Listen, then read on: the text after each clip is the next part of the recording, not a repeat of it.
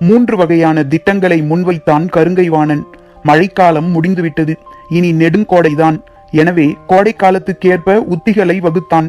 பாண்டிய பெரும்படையின் வலிமை அளவற்றது, வேறெந்த பேரரசுடனும் ஒப்பிட முடியாதது. தொடர்ந்து எண்ணற்ற வெற்றிகளை ஈட்டி வருவது. அறுவடை காலம் முடிந்ததும் இதுபோல் இன்னொரு மடங்கு வீரர்களை திரட்ட முடியும். எனவே கருங்கைவாணன் வகுத்த திட்டத்தில் இடம்பெற்றிருந்த வீரர்களின் எண்ணிக்கை இந்த மண் அறியாதது. பாண்டிய படை கேடயத்தோடு வாள் உரசும் ஓசையை 3ஆம் மலை கடந்து பாரி உணர்வான் என்றான் கருங்கைவாணன். அவனது திட்டங்களையும் போர் உத்திகளையும் கண்டு புதிய வெப்பனும் முசுகுந்தரும் வாயடித்து போயினர். திதியன் கருங்கைவாணனின் நிழல் போல் எந்நேரமும் உடனிருந்தான். மலைப்பகுதியில் அமைக்க வேண்டிய உத்திகளை பற்றி அவன்தான் ஆலோசனைகளை வழங்கியவன். எல்லாவற்றையும் ஒருங்கிணைத்து தான் திட்டங்களை வகுத்திருந்தனர். போரில் வழக்கமாக வெற்றியே நோக்கமாக இருக்கும்.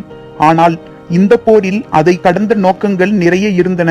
ஆறா பகையை தீர்த்து கொள்ள வேண்டிய தேவை இருந்தது.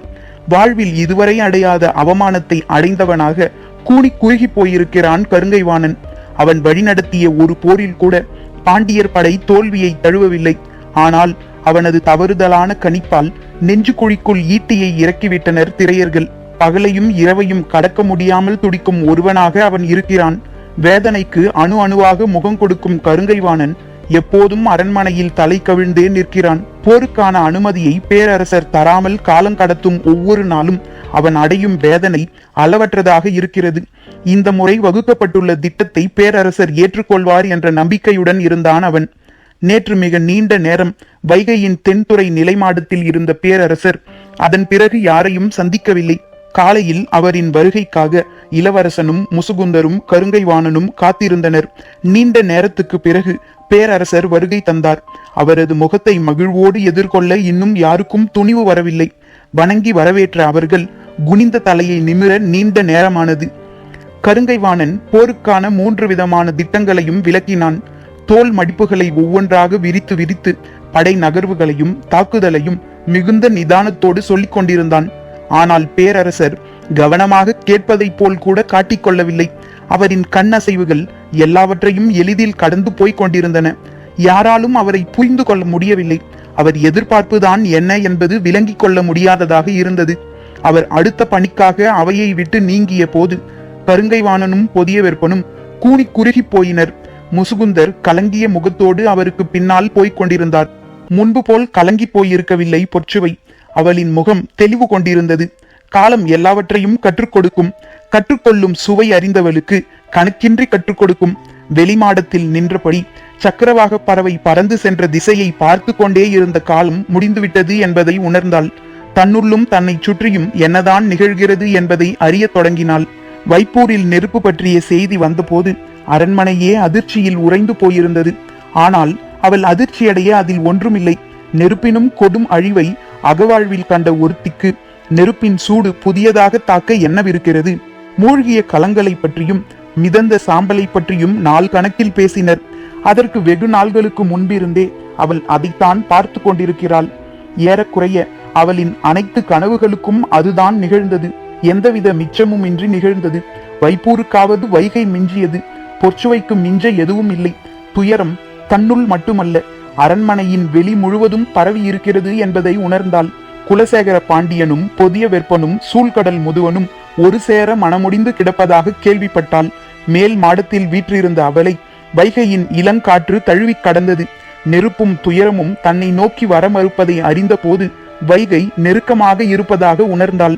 அழிவு நீக்கமர நிகழ்ந்துவிட்டது. மணவிழாவின் நினைவு பரப்பெங்கும் துயரம் பரவி கொண்டிருப்பதை பற்றி எல்லோரும் பேசிக் கொண்டிருந்தனர். எல்லாவற்றையும் அமைதியுடன் கவனித்தபடி இருந்தாள். நீண்ட தனிமை அவளுக்கு தேவைப்பட்டது. தனித்திருத்தல் அவளின் இயல்புக்கு முற்றிலும் மாறானது. ஆனாலும் அதற்குள் புகுந்தாள்.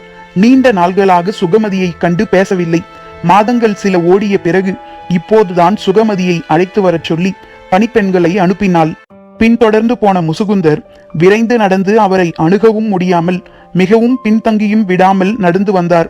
அதாவது பேரரசருக்கு பின்னால் அமைச்சர் நடந்து வருகிறார் என்பதை பேரரசர் உணரக்கூடிய நிலையில் வந்து கொண்டிருந்தார். முசுகுந்தரின் மனம் பேரரசரை புரிந்து கொள்ள இடைவிடாது முயன்று கொண்டிருந்தது. வைப்பூரில் நிகழ்த்தப்பட்ட தாக்குதலால் பாண்டிய நாட்டின் புகழில் நிரந்தரமான கரை விழுந்து விட்டது என்று பலரும் பேசுகின்றனர். அதை செய்தவர்களை அழித்தொழித்தால் மட்டுமே இந்த கரையை அகற்ற முடியும், பேரரசின் புகழை நிலைநாட்ட முடியும். ஆனால் பேரரசர் ஏன் தாக்குதலுக்கான அனுமதியை கொடுக்க மறுக்கிறார்? வைப்பூர் துறைமுகத்தை புதுப்பிக்கும் பணியை உடனடியாக செய்ய வேண்டும், முன்னிலும் பெரும் துறைமுகமாக அதை வடிவமைக்க வேண்டும் என்று வெள்ளிக்கொண்டார் கேட்டதற்கும் பேரரசர் அனுமதி வழங்கவில்லை.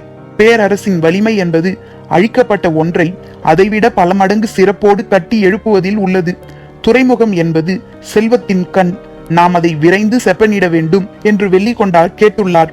எரித்தவனை அழிக்காமல் எரிக்கப்பட்ட பொருளை மீண்டும் அலங்கரிக்க நினைப்பது அவமானம் என்று கூறியுள்ளார் பேரரசர். அப்படியென்றால் பாரியை வீழ்த்திவிட்டு தான் வைப்பூரை புதுப்பிக்கும் பணியை செய்யும் முடிவோடு இருக்கிறார் என்பது புரிகிறது. பிறகு ஏன் படையெடுப்புக்கான எந்தவித அனுமதியும் வழங்க மறுக்கிறார் என்பதை புரிந்து கொள்ள முடியாமல் முசுகுந்தரின் மனம் தவித்தது.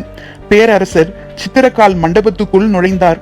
குழம்பிய மனதோடு அவரின் பின்னாலேயே போன முசுகுந்தர் அரசரை பார்க்க அனுமதி கேட்டு பணியாளனை உள்ளே அனுப்பினார்.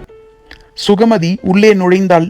கார்கால பள்ளி அறையிலிருந்து வேநீர்கால பள்ளி அறைக்கு இளவரசி மாறப்போவதால் இங்கிருந்து அங்கு எடுத்துச் செல்ல வேண்டிய பொருள்களை பணிப்பெண்கள் எடுத்து கொண்டிருந்தனர்.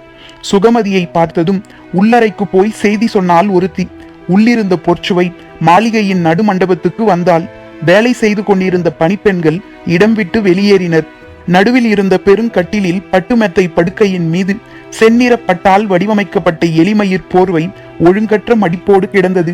அதை பார்த்து கொண்டிருந்த சுகமதியின் கண்கள் சட்டென திரும்பி உள்நுழையும் பொற்சுவையை பார்த்தன. பார்த்த கணத்தில் இயல்பான பேச்சு தொடங்கியது. கார்காலம் முடிந்துவிட்டது. எனவே வேநீர்கால பள்ளி அறைக்கு இளவரசி இடம்பெயர்வது அரண்மனை வழக்கமாம். அதற்கான வேலைகள் நடந்து கொண்டிருக்கின்றன சுகமதி என்றால் சற்றே மெல்லிய குரலில், எல்லாம் வழக்கப்படிதான் நடக்கின்றனவா என்று கேட்டபடி இடப்புறமாக திரும்பி ஒழுங்கற்ற போர்வை மடிப்பை பார்த்தால் சுகமதி. அசட்டு சிரிப்போடு பொற்சுவை சொன்னால், நானும் உன்னை போல்தான் நினைத்தேன். இதே கேள்வியை எனக்குள் கேட்டுக்கொண்டேன். சுகமதிக்கு புரியவில்லை. எல்லாம் வழக்கப்படி நடக்கின்றனவா? அப்படி நடக்கவில்லையே என முடிவு செய்து உள்ளுக்குள் மகிழ்ச்சி அடைந்தேன். ஆனால் காலம் தாழ்த்திதான் உணர்ந்தேன், எல்லாம் வழக்கப்படிதான் நடக்கின்றன. சுகமதி கேட்டதன் பொருள் சற்றே வெளிப்படையாகத்தான் இருந்தது. ஆனால் பொற்சுவை சொல்வதற்குள் என்ன பொருள் இருக்கிறது என்பது புரியவில்லை. வெளிப்படையாகவே கேட்போம் என்று சுகமதிக்கு தோன்றியது. படுக்கையின் அருகில் வந்தால் எலிமயிர் போர்வையை மெல்ல தொட்டு பார்த்தபடி, இந்த போர்வை உங்கள் இருவரின் உடல்களை உணர்ந்ததா? அதை நீ அறிய வேண்டாம் சுகமதி. என்னை போல் நீயும் சிக்கிக்கொள்ள நேரிடும். பழைய சுகமதி என்றால் தலை கவிழ்ந்து சொற்களை உள்வாங்கி நிதானமாக அடுத்த வினாவை கேட்டிருப்பாள். ஆனால் இப்போது அப்படியல்ல. கவிழ்ந்த தலையை சட்டென நிமிர்த்தி கேட்டாள். உண்மையில் நீங்கள் யாரிடம் சிக்கிக் கொண்டுள்ளீர்கள்? காதலனிடமா, புதிய வெப்பனிடமா? பெண் ஒருபோதும் ஆணிடம் சிக்கிக் கொள்ள மாட்டாள். அவள் சிக்கிக் கொள்வது அவளிடம் மட்டும்தான் என கனநேர இடைவெளியின்றி சொற்களை எரிந்துவிட்டு நடந்தாள் பொற்சுவை. சுகமதிக்கு எதிர்பாராத பதிலாக இருந்தது. பொற்சுவை தொடர்ந்தாள். ஆண் ஒருபோதும் பெண் மனதை கண்டறிய முடியாது. பெண் உடல் பிரித்தறிய முடியாத மர்மங்களின் சேர்மானம். ஆண்களால் கணிக்கவே முடியாத கற்பாறை. எனவே ஆணை கண்டு எனக்கு எப்போதும் பயம் இல்லை. நான் சிக்கிக் கொண்டிருப்பது என்னிடம்தான். உங்களிடமே நீங்கள் சிக்கிக் கொண்டுள்ளீர்கள் என்றால் உங்களை விடுவிக்கும் ஆற்றலும் உங்களிடம் உள்ளது என்றுதானே பொருள். உனது பேச்சு மொழியே மாறிவிட்டது சுகமதி. முன்னிலும் தெளிவாக பேசுகிறாய் என்று சுகமதியை வெகுவாக பாராட்டினாள். ஆனால் அவளின் சிக்கல் என்னவென்று மட்டும் சொல்லவில்லை. பொற்சுவையின் பின்னால் நடந்தபடி இருந்த சுகமதி தான் எழுப்பிய கேள்வியிடம் இருந்து மட்டும் நகரவில்லை. பெண் மனதை ஆண் கணிக்கவே முடியாது என்றா சொல்கிறீர்கள்? ஆம், அதில் என்ன ஐயம்? நதியின் ஆழத்தை படகு அறியாது. நீரின் போக்கில் நகர்வதே அதற்கு இன்பம் பயக்கக்கூடியது. அதன் தேவையும் அதுதான். எல்லா ஆண்களையும் அப்படி சொல்லிவிட முடியுமா? ஆண் என்ற வடிவத்துக்கு விதிவிலக்குகள் இல்லை சுகமதி. அதிர்ந்தால் அவளது முகம் பொற்சுவை சொல்வதை ஏற்றுக்கொள்ள முடியாமல் திணறியது. நீலம் என்பது வானத்தின் விதி அல்ல, இயல்பு. விதியாக இருந்தால் விதிவிலக்கு இருக்கும், இயல்பாக இருந்தால். சுகமதி திகைத்து நின்றாள். காரணம் புரியாத திகைப்பிலும் குழப்பத்திலும் இருந்து முசுகுந்தர் மீளவில்லை. உத்தரவுக்கு கட்டுப்பட்டு நீண்ட நேரம் காத்திருந்தார். பேரரசரின் அழைப்பை பணியாளன் வந்து சொன்னான். உள் நுழைந்தார் முசுகுந்தர். பேரரசரை பார்த்துவிட்டு சிலர் வெளியேறினர். அவர்கள் யாரென முசுகுந்தரால் அறிந்து கொள்ள முடியவில்லை. யாராக இருக்கும் என்ற சிந்தனையிலேயே பேரரசரின் முன் வந்து நின்றார்.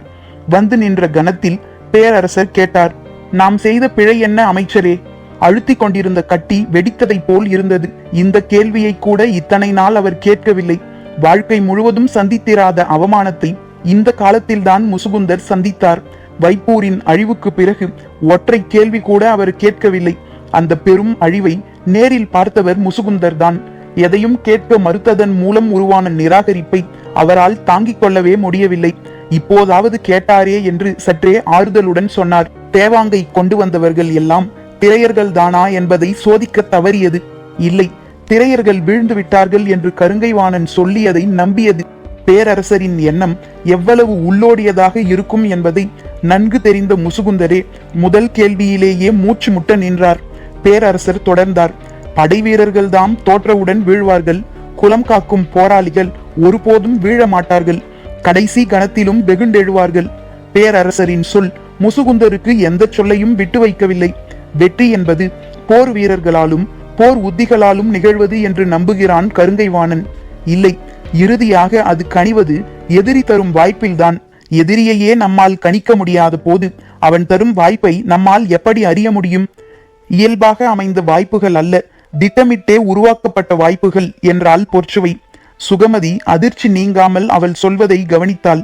மணவிழா காலத்திலும் மனம் முடிந்த பிறகும் இளவரசர் நாட்டிய பெண் நீலவல்லியுடன் மட்டுமே இருந்தார்.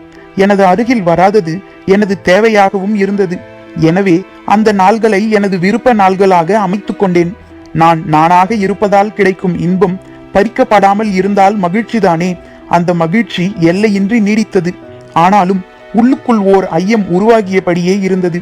எல்லாவற்றுக்கும் விதி செய்துள்ள இந்த பேரரசில் இதற்கு மட்டும் விதியின்றி இருக்காதே, விதியை மீறி செயல்பட வாய்ப்பில்லையே என தோன்றியது. சிறிது சிறிதாக விசாரித்தேன்.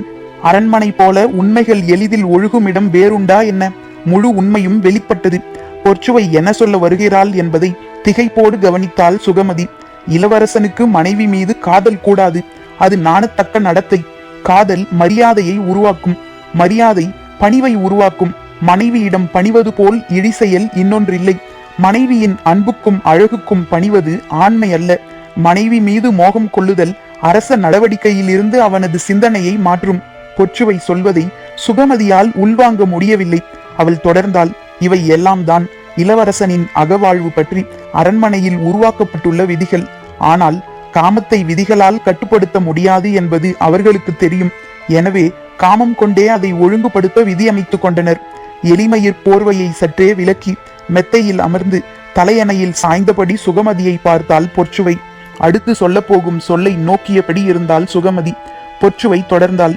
வழக்கமான வடிவுடைய பெண்ணாக இருந்தாலே மனம் செய்ய போகும் இளவரசன் அவளின் மீது காதல் கொண்டுவிடக் கூடாது என்பதில் கவனமாக இருக்கும் அரச குலம் பேரழகு கொண்ட ஒருத்தியை மணப்பெண்ணாக தேர்வு செய்துவிட்டால் எவ்வளவு கவனம் கொண்டு செயல்படும்? எனது வாழ்க்கையிலும் அதுதான் நடந்துள்ளது. மணப்பெண்ணாக என்னை தேர்வு செய்த உடனே முடிவு செய்துள்ளனர். இவ்வளவு அறிவும் அழகும் படைத்த ஒருத்தியிடம் இளவரசன் எக்காரணம் கொண்டும் மயங்கிவிடக் கூடாது என்று. எனவே என்னை விட அழகு வாய்ந்த ஒருத்தியை தேடத் தொடங்கியுள்ளனர். சுகமதி இமை மூடாத வியப்பில் உறைந்து நின்றாள். அழகு கலையின் பேரழகி என்று வர்ணிக்கப்பட்ட வேணாட்டு மங்கை நீலவல்லியை கண்டறிந்துள்ளனர். மணவிழாவுக்கு 3 நாள்களுக்கு முன்பு பெருவிருந்தின் நடன அரங்கில் இளவரசரின் முன் அவளது அரங்கேற்றம் நிகழ்ந்துள்ளது. கலையின் உச்ச சுழற்சியில் காமத்தின் கனியை புதிய வெப்பனுக்கு பரிமாறியுள்ளாள் நீலவல்லி. திருமணத்துக்கு முன் விருந்தினரோடு நாட்டியம் காண அரசியார் என்னை அழைத்ததாக நீ வந்து சொன்னாயல்லவா?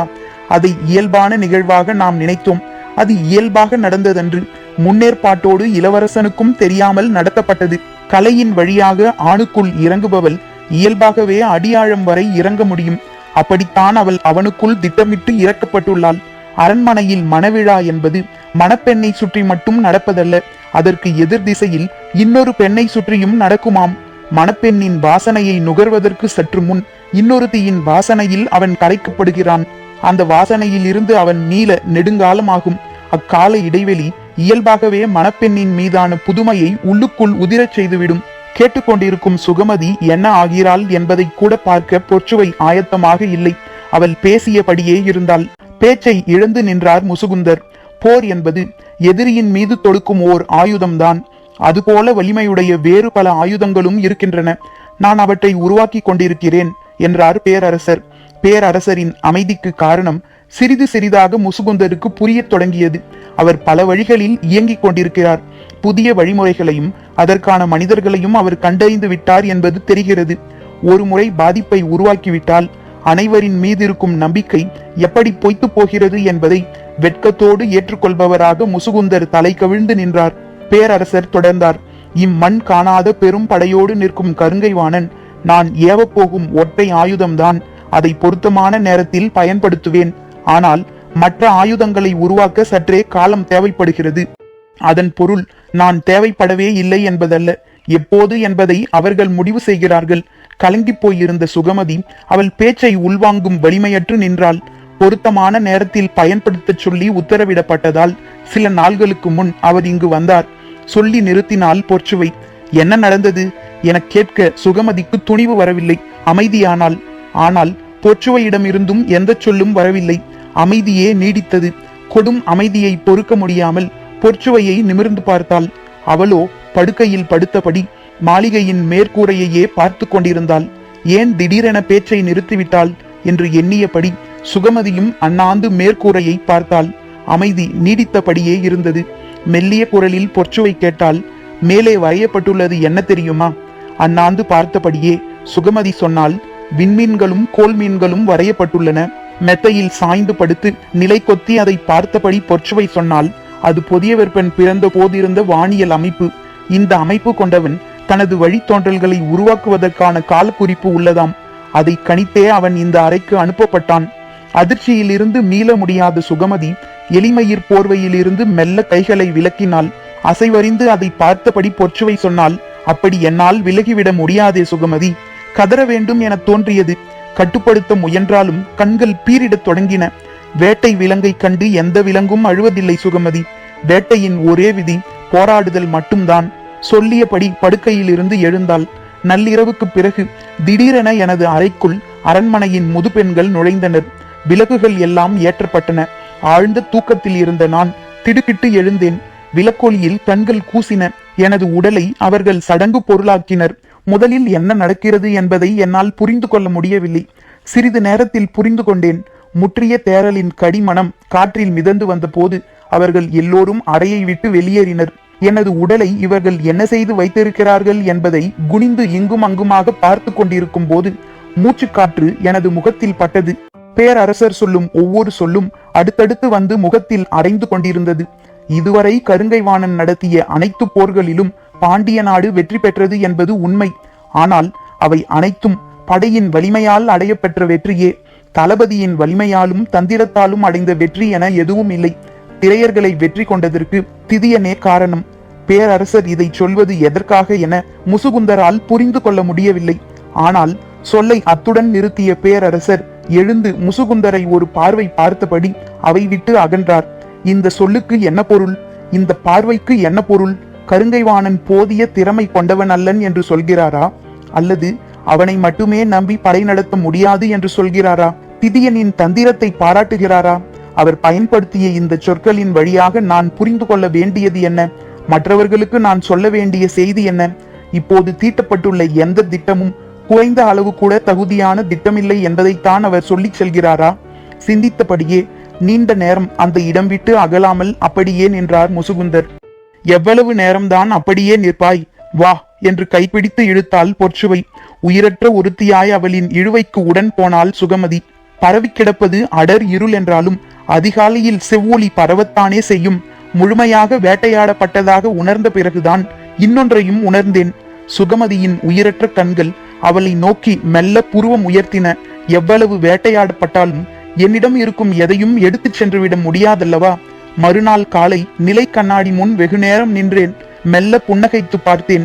எனது புன்னகை என்னிடம்தான் இருந்தது. நான் எதையும் இழக்கவில்லை என்று உணர்ந்த போதுதான் என்னை வேட்டையாட முடியாது என்பதையும் உணர்ந்தேன். பேசியபடியே கைப்பிடித்து இழுத்து கொண்டே படிகளில் ஏறினாள். எங்கே அழைத்துச் செல்கிறாள் என்ற குழப்பத்திலே வந்தாள் சுகமதி. மேல்நிலையில் இருக்கும் ஓர் அறைக்குள் நுழைந்ததும் சொன்னால், இதுதான் வேணிற்கால பள்ளி அறை. பொற்சுவை சொன்னதும் சட்டென தலை நிமிர்த்தி மேற்கூரையை பார்த்தாள் சுகமதி. அங்கேயும் வானியல் காட்சிகள் வரையப்பட்டிருந்தன. நெற்றியில் வடிந்த வியர்வையை துடைத்தபடி பொற்சுவையை பார்த்தாள். இது நான் பிறந்த வானியல் அமைப்பை குறிக்கும் ஓவியம். மூர்ச்சை கொண்டு நின்றாள் சுகமதி. மெல்லிய சிரிப்போடு சொன்னால் பொற்சுவை, ஒருவேளை இனி எனது வேட்டைக்கான காலமாக இருக்குமோ? பரம்பின் குரல் ஒலிக்கும்.